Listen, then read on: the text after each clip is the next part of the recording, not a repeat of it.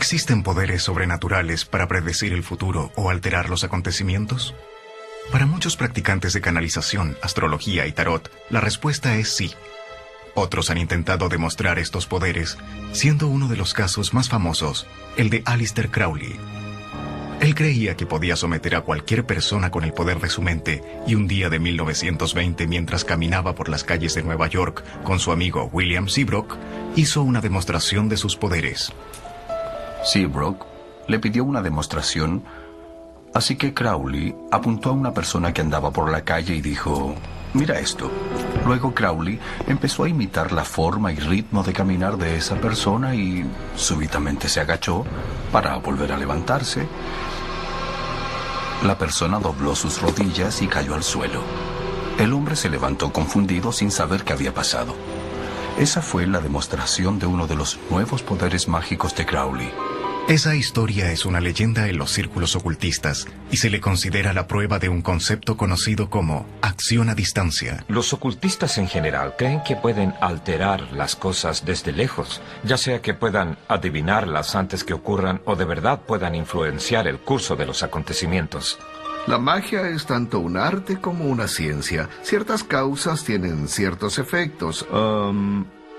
Además, debe hacerse con una intención clara y con estilo para que funcione. ¿Fue Crowley un maestro de las artes ocultas del siglo XX, como afirman algunos? Sus creencias no eran nada nuevo, puesto que se inspiró en los egipcios, quienes creían en hechizos para curar a los enfermos y hacer crecer las cosechas. Cosas que antes parecían sobrenaturales, ahora son hechos científicos. Por ejemplo, Sir Isaac Newton creía que una fuerza invisible llamada gravedad mantenía a los planetas en órbita alrededor del Sol y creaba acción a distancia. Newton no estaba seguro de revelar su teoría de la gravedad por miedo a que la consideraran magia. La ciencia hoy en día se está acercando mucho a ideas relacionadas con la magia, la espiritualidad y hasta la religión. Son formas de intentar descubrir cómo funciona el mundo. Oculto quiere decir secreto o escondido, y los primeros en dominar este arte fueron considerados verdaderos magos, pero también fueron los primeros científicos. Sus descubrimientos en lo oculto, el arte, la astrología y la alquimia dieron origen a disciplinas científicas modernas. En la antigüedad, la ciencia no existía, así que los magos, los alquimistas y los protomatemáticos estaban haciendo ciencia, pero también literatura, filosofía, cosmología e incluso religión, y no había una clasificación para todo eso. Desde el nacimiento de lo que conocemos como ciencia moderna, la ciencia y el ocultismo han seguido caminos distintos. Muchas personas no creen en lo oculto, pero la ciencia moderna con frecuencia trabaja al borde de lo sobrenatural, intentando resolver misterios que alguna vez enfrentaron los primeros magos. Los físicos contemplan ideas tales como el viaje por el tiempo y la existencia de universos paralelos.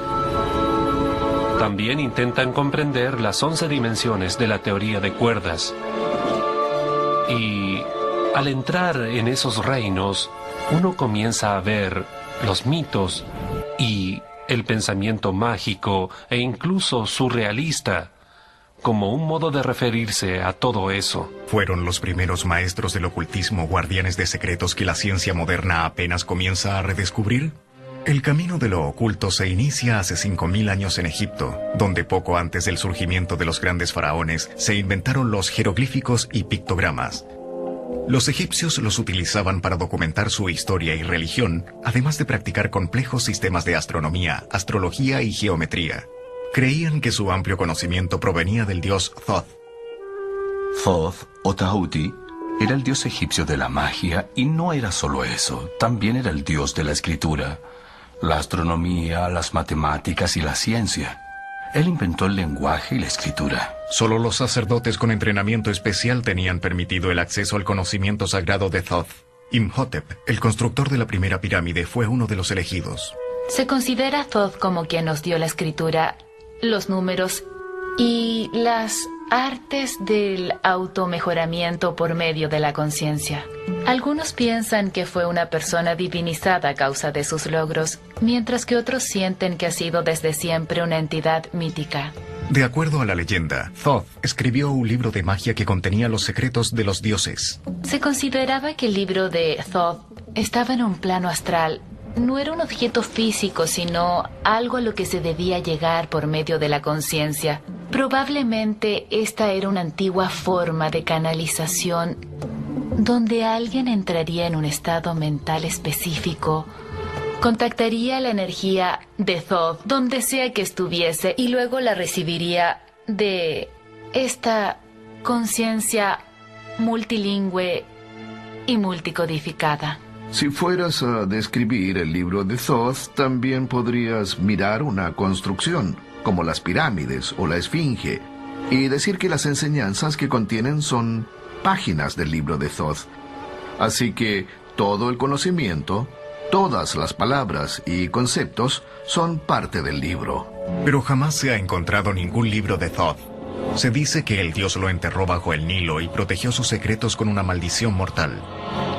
Los arqueólogos modernos descubrieron que los babilonios habían creado la mayor parte del conocimiento que los egipcios le atribuían a Thoth. Hace 4000 años antes de Cristo, fueron los primeros en medir los movimientos planetarios, en inventar el ábaco, el primer sistema numérico secuencial junto con las primeras formas de la astrología y astronomía.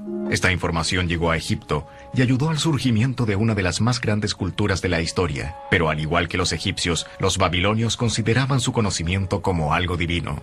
Cada templo era un observatorio, un sitio astronómico para observar los planetas. El concepto de adivinar intenta comprender la voluntad de los dioses, y para poder comprenderla tienes que tener algo que leer sobre ellos, algo para ver qué hacían.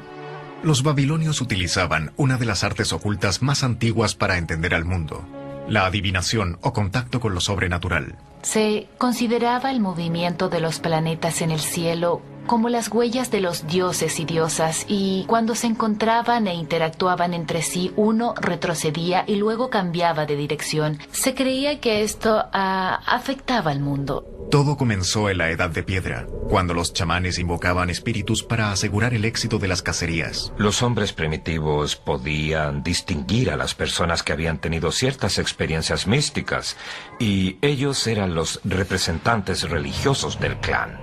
De una forma o de otra, estas personas se comunicaban con los dioses y hablaban con los espíritus o alteraban ciertos hechos que ocurrían. En Egipto, la adivinación se convirtió en un sofisticado sistema de rituales y ceremonias con el fin de contactar a los dioses que gobernaban el mundo. Obviamente se intentaba influenciar cosas como el éxito de los negocios o las cosechas. Los egipcios utilizaban rituales, encantamientos y también símbolos para comunicar todo aquello. El mismo faraón era su mayor autoridad religiosa, así que probablemente también era el principal practicante de su religión y su magia. La mayor parte de lo que se conoce como magia ceremonial, el lanzamiento de hechizos, el uso de palabras mágicas y encantamientos, proviene de los egipcios. Cuando los comerciantes fenicios llevaron este conocimiento al mundo mediterráneo, la magia se volvió práctica.